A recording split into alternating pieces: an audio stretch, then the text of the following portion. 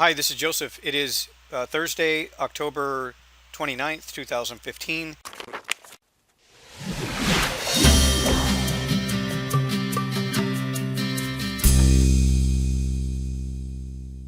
And we just closed a position here on the euro yen. Actually, I've sold this twice, and we've earned just a little over 38 pips on this one. And the last trade that I've just closed here was the HL30. So for those of you looking at this particular technique or looking at the trying to assess what type of strategies I'm using at different times of the day. So after the rollover period, which is indicated by this dotted line here, if there wasn't really a significant trend, and what I mean by that is something where it was actually a breakout. Now obviously we can see the previous day has a trend. That's really the first step that we want to make sure is in place before deciding to use the HL30 technique. But the HL30, it would sort of confirm the idea that what we're looking at is not a trending move, it is a bounce off of either support or resistance. So our expectations are that it's not going to continue much further until we get the results of more economic data that would support a bigger move. So initially, when we trade a bounce off of resistance or support, we're either looking for 20 or 40 pips. Now 20 pips is what I'm using when I trade the on the majors.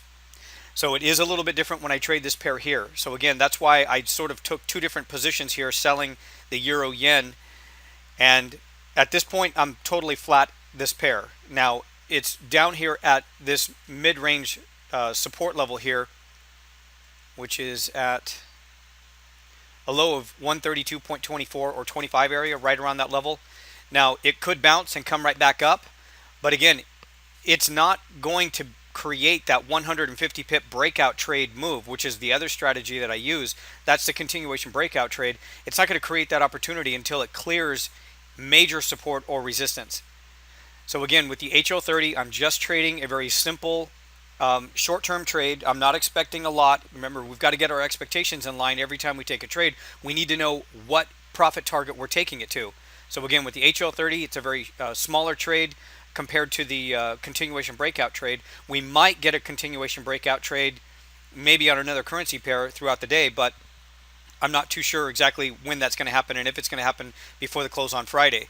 Now, if we look at FOMC, we can see the move from FOMC, and one of the things that we've been talking about is that there's still the possibility that even though FOMC created that big move, price could go right back to where it started to eventually. It just depends on the currency, it depends on the pair, and it depends on the news that created the move. Because very often with non-farm payrolls, we see the same reaction. We see it trend or move for just the day, and then it'll spend the following day or two after non-farm payrolls, and it'll go right back to where it started. That's a very common overall move, and you can fade that, but you need to know when to do it at the right location. So my expectations are that with a lot of the currency pairs that we trade, the majors, we could probably see price go right back to where it started, and then maybe even break out in the opposite direction. It just depends on the currency pair and the available economic data. So for Friday, we're going to get quite a bit of economic data that could give us an opportunity to trade that. If you like this video and you want to get more information about these trading strategies, please click the subscribe button so that you can get instant notification when I put up a brand new video tutorial. Or you can visit my website right now by clicking the Visit My Website button, and I have some free trading manuals for you and extra video lessons with some special discount offers to use my Forex Signal service that will automatically execute all of these trades for you onto your MT4 account.